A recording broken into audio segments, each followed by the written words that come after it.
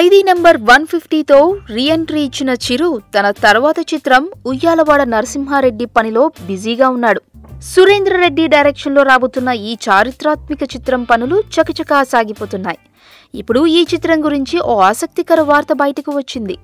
ఈ చిత్రంలో ఉయ్యాలవాడ సరసన ఏకంగా 3 హీరోయిన్లు కనిపిస్తారట. కథ ప్రకారం 3 పాత్రలు అవసరం అవుతున్నాయట.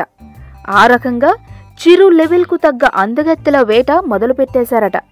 ఇక ఈ 3 పాత్రల్లో ఒక పాత్రని దేవసేన అనుష్కకి ఇవ్వటం ఖాయమైపోయిందట. మరో పాత్రలో నయనతార కూడా దాదాపు ఖరారైందని అనుకుంటున్నారు.